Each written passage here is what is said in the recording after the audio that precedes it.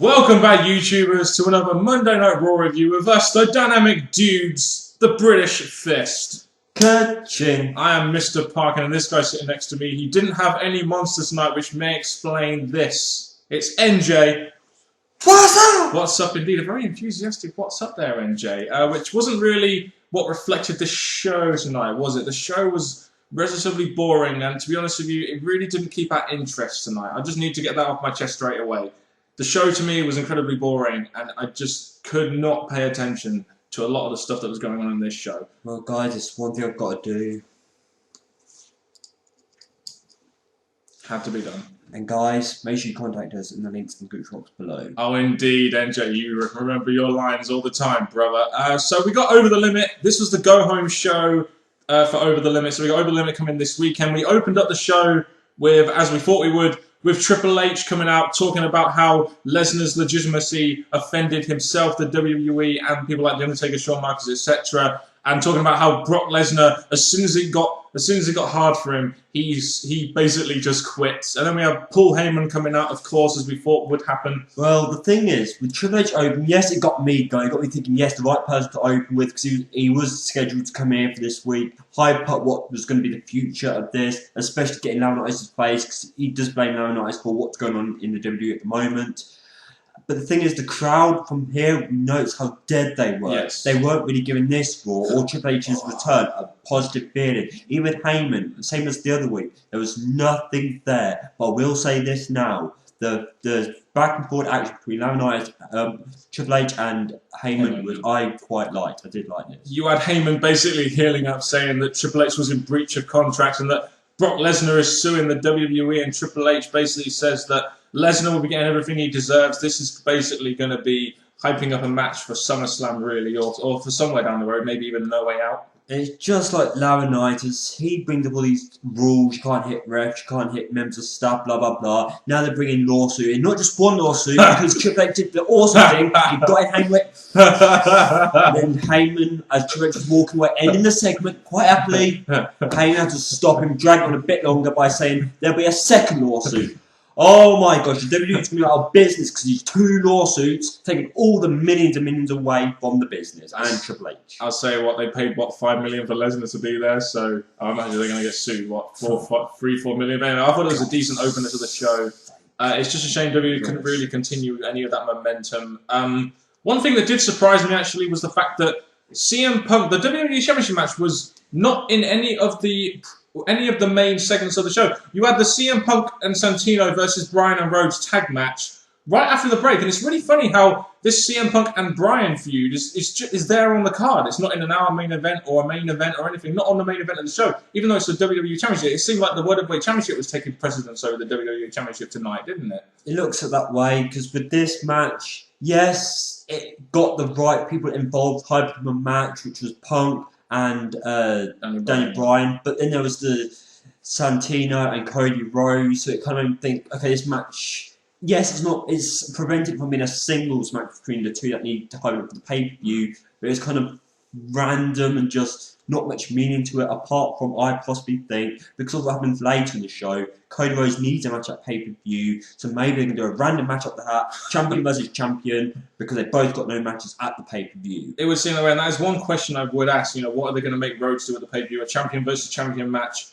is very likely in this case. I think one of the biggest reactions of the night was for Daniel Bryan, which isn't really surprising with the Yes Champs going on at the moment. A decent tag, he got 11 minutes, a decent tag match. Punk pins Rhodes. A very kind of, lackluster way to really hype up that WWE Championship. They didn't really have much mic time between each other, have they? Which I think they really needed in this. It was needed, because with these being main events, apart from Santino, it wasn't really the greatest. The match, yes, it was okay, but the ending was kind of, I didn't really, it was in a creative way, I guess, to finish it, but out goes Daniel Bryan, Cody Rhodes moves away from the Cobra and gets to go to sleep for the 1, 2, 3. Okay, Cody Rhodes, yes, he's not got a match at the pay-per-view, but he had all this momentum building up, and all of a sudden he gets put into a match where he's not really got anything going for him, no direction for him.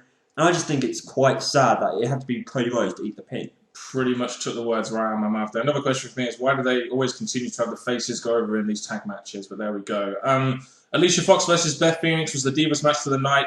You had Beth Phoenix pretty much make pretty easy work of Alicia Fox, who was incredibly sloppy in the ring. And you can tell she's not really getting, you can tell that she's just very sloppy in the ring. You had Layla appearing on the ramp, and then when Beth won the match and attacked Alicia Fox afterwards, she ran down and cleared the ring.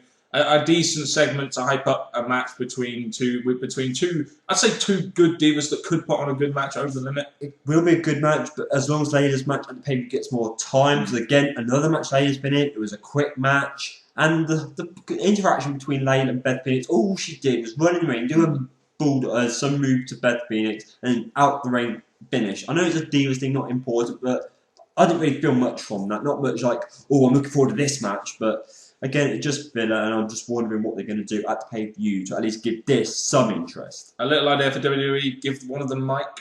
Just saying, really might help that segment. Zack Ryder versus Kane is on the Over the Limit pre-show. How disappointed are you to see Kane on the pre-show to Over the Limit, NJ? WWE, you suck! Yeah. What the hell? You've got Zack Ryder, yes, he was in the dark match, but that wasn't really much importance to him. But you got Kane, a guy who went against John Cena, Randy Orton. Now you put him in a flipping pre-show against Zack Ryder. His big build is going straight downhill, and I'm thinking Kane could have had a pay-per-view match instead of a pre-show match, but you just lost everything that Kane had to Ryder. And then came the segment which, in my opinion, really killed my buzz for this Raw, and it is one of the worst segments of the year, in my opinion. We had Big Show versus Kane in a match with Johnny Ace and Otunga at ringside, and they were building up to this whole angle of whether or not John Laurinaitis would fire Big Show and whether Big Show would apologise. Now, the match itself was kind of meh.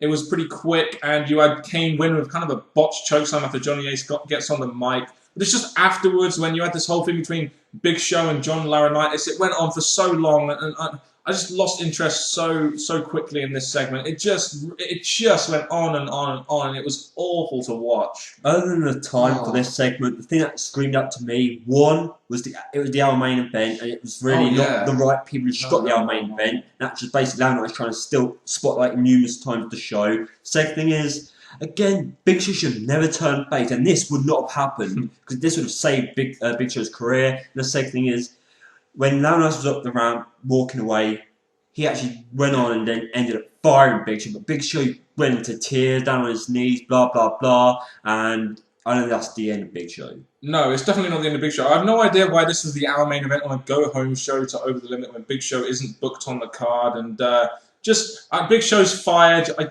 just don't see why this is the Our Main Event, and the segment itself just went on and on and on, and it was one of the worst segments. And put me to, you saw me, NJ. I was falling asleep in this segment. It was awful. I really can't see anything positive from this. Yes, Otunga's back, woohoo. But the thing is, Big Show, this was nothing for him. It's made Big Show look really bad after he had that title match against like Mark Henry, Daniel Bryan, all that going for him. The big WrestleMania match you mentioned, and then all of a sudden this. And I'm thinking, how's Big Show going to come back from this when he does rehire himself when Triple H hopefully kicks down on his ass? I imagine it'll have something to do with the firing process. Maybe come back and kick his ass, and Triple H bring him back, employ him. Maybe, I don't know. But that kind of spoiled the main event a little bit. But there we go. The next match we got was Truth, Kofi and Brodus Clay versus Miz, Swagger and Ziggler. This was hyping up the tag team title match for the pay-per-view, maybe even a Brodus Clay squash match. My only question here is, why does Brodus Clay, who's not booked on the pay-per-view, get the pin on Miz? Why do they put all the focus on Brodus Clay rather than the two tag teams that are involved? I'm quite looking forward to this tag match, but if WWE don't really want to sell this tag match, then, they're not going to get many buys from it, just saying.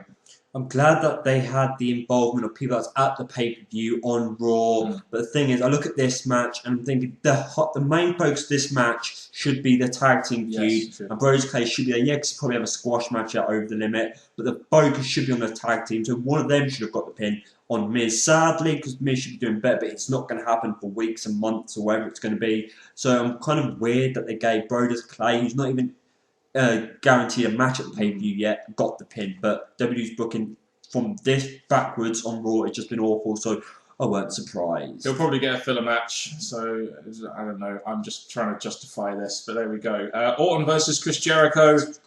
We had Sheamus on commentary, fella, providing some fruitful insight there into the match. There, some great Sheamus insight, some Irish insight into the match. See, Chris Jericho and Randy Orton. Having Sheamus there was definitely, in a way, I think needed because obviously him would have been a big name. Him being there was good. This match, I'm going to say, of all the matches we got, was really nicely done. I did think this match was a good competitive match between the two. Both looked good. Sadly, we saw Devereaux get buried on SmackDown, but at the same time, he is a part of this match, and it is Raw, the most seen show out of the wrestling shows. So he could have been here too, but the main focus was setting up the SmackDown main event. Yeah, I mean, Del Rio will be on SmackDown apparently to give words or whatever, but he kind of did need to be involved here. It's kind of like, well, you've got Sheamus, Orton, Jericho. Where's Del Rio? He's kind of just been buried lately. Orton and Jericho was a pretty decent match. The point came to the match, you had Jericho throwing Orton into Sheamus at ringside, and then Sheamus gets Orton DQ'd. They both have a little face-off, and the officials try and separate. And then we have our SmackDown main event, which is going to be Randy Orton versus Sheamus. A good segment in the sense it did hype up that Worldwide Championship match. You had Sheamus on commentary providing his great insight into the match there, fella. And you also set up a main event of SmackDown while also trying to hype up that pay-per-view match as well. Everything that's happened on Raw, this is the part that, yes, the WWE is Raw's big belt, but this one actually set up in a way that I agree with, liked it, and it was going towards SmackDown as well as the pay-per-view. So nicely done here, WWE. Interesting that the Worldwide Championship match was before the main event, and the WWE Championship match hype was just after the opener in this show. Very interesting booking decision there, especially with our main event, which really didn't have too much to do with the pay-per-view. Main event. Yeah, main event, yeah. John Laurinaitis had an announcement for John Cena in our main event. He basically comes out saying that he'll prove that every John Cena fan is a loser, and then out comes John Cena, and all of a sudden it seems like we're getting like the John Cena make fun of John Laurinaitis comedy show. And I was thinking to myself, what the fuck is going on in this segment? What the fuck? John Cena trying to liven up the crowd. Yes, he got them lively more than the rest of the show, but he was trying to be the comedy character, the one that I never really liked because he really doesn't make me laugh. And there's people on Twitter saying he was trying to be Jim Carrey and all this stuff, but this was absolutely boring. Loser! Lose! Oh my god, what the fuck was all that about? But anyway, it seems like the people there actually did want to see John Cena actually beat up John Laurinaitis. I think it shows how good of a heel John Laurinaitis is, as much as we do bash him sometimes, that people do actually legitimately want him to get beaten up, kind of like they used to see the Vincent Mann back in the Attitude Era. I just didn't know what was going on in the segment. Just John Cena looked like he was just doing a comedy show, and it looked like he was stopping John Laurinaitis in his lines. I think this to me seemed like maybe Cena having a bit of a hissy fit on the mic, and that's probably not how it was intended, but it seemed like he was having a bit of a hissy fit on the mic, and he wasn't really letting John Laurinaitis get any words in or anything, as much as that could be a good thing. John Cena's trying to steal the spotlight, but I guess he has got the main event pay-per-view, but then out comes executive slut. I mean, Eve. Eve Torres, the executive slut that I would definitely fuck. But there we go. But you had her coming out, give John Laurinaitis this bit of paper. It turns out that the match of the pay-per-view has actually got a stipulation, which I think it did need. There'll be no interference. Anyone who gets interfered will get suspended. If John Laurinaitis loses, he will be fired. So that is our stipulation for what should be the main event of Over the Limit. A somewhat interesting stipulation, even though I thought that they were going to have like run-ins everywhere and here, there, and everywhere. It's going to be a legit one-on-one match, and hope John Laurinaitis will most likely lose. Let me make one theory here, one idea. He said a wrestler, but Brock Lesnar is not a wrestler at this moment in time. So this could be a way to bring him back, screw John Cena. Yeah, it's to screw John Cena, but it's more to help Laurinaitis. But I can't think of any other way for this match to be somewhat competitive as a main event. No, it will. It probably won't be that competitive. I mean, if you had Tensai there, maybe, but it's kind of like, the whole point of building him up with Laurinaitis has just gone out the window. But there we go. And to end the segment, you have Johnny slap Cena. Kind of I feel that was a bit shoot because Cena really wasn't letting John Laurinaitis get anything on the mic. Every time he talked, he was going loser, loser, loser. It just seemed like just what the fuck was going on in this segment, kind of thing. Overall thoughts on this Raw, MJ? I think I have a good idea what you're going to say.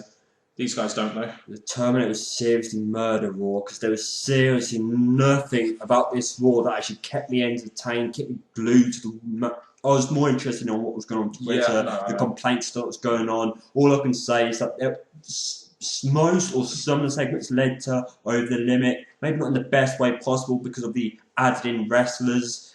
Our main event, and the Open was good, the our main event not so good at all. There weren't really much positive coming out from it. The main event was boring, so overall the word is boring. Yeah, I think that really does emphasise. So even though the show had segments in there which hyped up the pay-per-view, not the best, but they did hype up the pay-per-view, and there was very little filler in there. The trouble is they increased the filler in the replays and stuff, which again doesn't help the viewing of the show. And the show was just generally very boring, and I found it very hard to pay too much attention to this. And if you're trying to sell a pay-per-view, when you've got people like us who really want to watch this pay-per-view and are really interested in the product and are really big fans of WWE, if we're not interested in it, then how do you expect casual fans to be interested in it? Just putting that out there. So, in my opinion, WWE did do a very good job in selling over the limit there. But then again, it is a filler pay-per-view, kind of similar to how TNA did their Sacrifice pay-per-view on Sunday. Very true. They threw one possible match they could have booked out for this pay-per-view out the window. The whole Cody Rhodes Big Show rematch is gone now, thanks to Cody Rhodes being in a match that really didn't have any direction and Big Show's firing. So, to be honest, WWE's booking for the whole of this Raw weren't splendid, weren't great. But there was some people, as I heard, that liked Raw, but to be honest, it just didn't do it for us. Yeah, I thought there were some good segments, but I mean, God, there's five matches. There's 5 matches for this pay-per-view. Is that all we're going to get? 5 matches, a couple of film matches, and a preview match with Kane. It's like what the hell? I don't know, but you guys give us your thoughts on Raw. Maybe it was just us. Maybe it's the fact that we have to stay up from 2 till 4. Maybe it's just I don't know. Maybe there were certain factors involved in there that made us not like the show as much as other people do. But make sure you get us your thoughts down in that comment section below as to what you thought of the show, and please be honest with your thoughts, guys. Of course. Now I'm going to hand you over to the right and honourable, wrong and unhonourable Terminator NJ. WWE suck. What the hell was this show? WWE, what the frick are you giving us? SmackDown, yeah, that's going to do so much better than Raw. Yeah, that's going to be something to look forward to. But anyway, forget that. What I'd say, people, is thank you very much for watching this review. We've had our say. Have your say in the comments section below. And all I can say now, people, is enjoy our next videos. We're going to do some videos coming up and SmackDown and then the predictions and the pay-per-view. But anyway, I'm rambling on now, people. Till next time, hasta la vista, YouTubers.